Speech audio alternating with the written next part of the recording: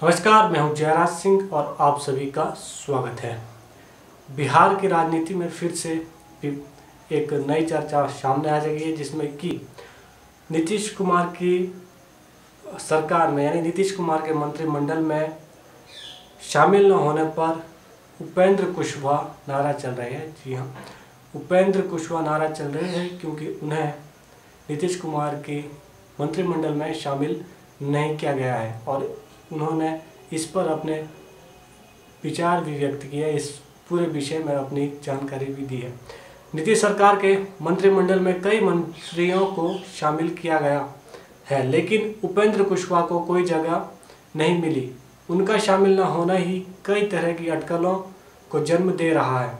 कहा जाने लगा है कि उपेंद्र इस समय नाराज चल रहे हैं। अब उपेंद्र कुशवाहा ने इस विवाद पर अपनी प्रतिक्रिया दी है।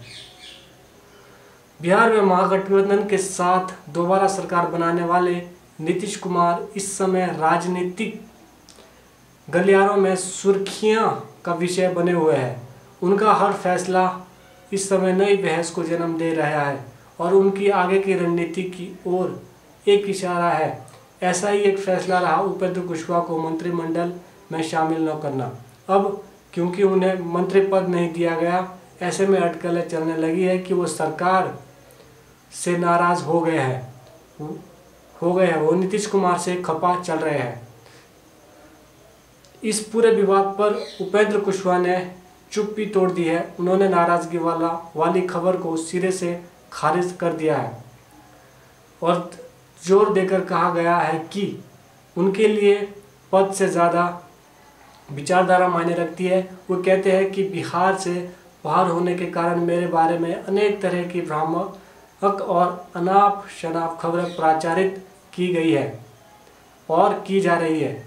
ऐसी अनर्गल बातों को हवा देने वाले महानुभावों को यह मालूम होना चाहिए कि अपने पूरे राजनीतिक जीवन में कभी भी पद नहीं मिलने पर उपेंद्र कुशवाहा ने नाराज़गी नहीं जताई, बल्कि कई बार अपनी नाराज़गी जताने के लिए बड़े बड़े पदों को लात जरूर मारी है। वो आगे कहते हैं कि इतिहास गवाह है, मेरे लिए पद बड़ा नहीं, मिशन बड़ा है, आइडियोलॉजी बड़ी है और इसी आइडियोलॉजी को बर्बाद करने की हो रही साजिश को नाकाम करने के एक खास मिशन से मैंने अपनी पार्टी का विलय जेडीयू में करने का फैसला लिया, क्योंकि हमारे सभी साथियों का निष्कर्ष था और है कि राज्य ही नहीं पूरे देश के स्तर पर श्री नीतीश कुमार एकमात्र ऐसे कर्मठ अनुभवी और साफ छवि के नेता है जिनके नेतृत्व में इस विचारधारा को बचाया व बढ़ाया जा सकता है। वैसे बिहार में नई सरकार की बात करें तो उसका विवादों में आने का सिलसिला शुरू हो चुका है। डिप्टी सीएम तेजस्वी यादव ने स्वास्थ्य विभाग की एक समीक्षा बैठक बुलाई थी। उस बैठक की जो तस्वीरें सामने आई उसमें तेजस्वी के साथ संजय यादव भी नजर आए। संजय तेजस्वी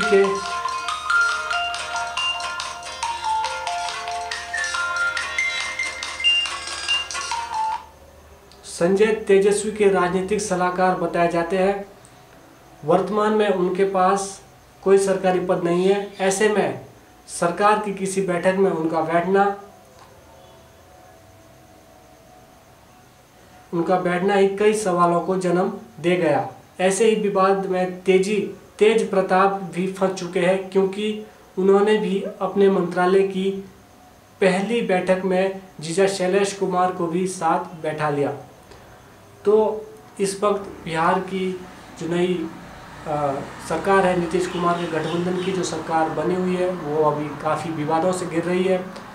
कहा जा रहा है कि कुछ नेता जिनको मंत्री नहीं बनाया गया वो नाराज चल रहे हैं, परंतु ऐसा कुछ नहीं है। शैलेश ने अपने बयान के साथ साफ कर दिया है कि वो बिल्कुल भी नाराज नहीं है।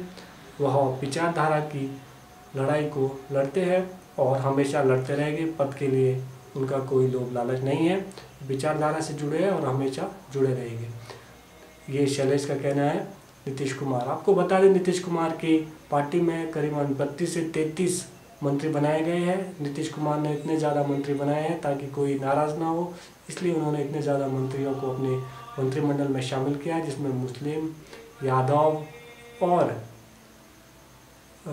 पिछड़े समाज वर्ग के भी नेताओं को मंत्री बनाया गया है।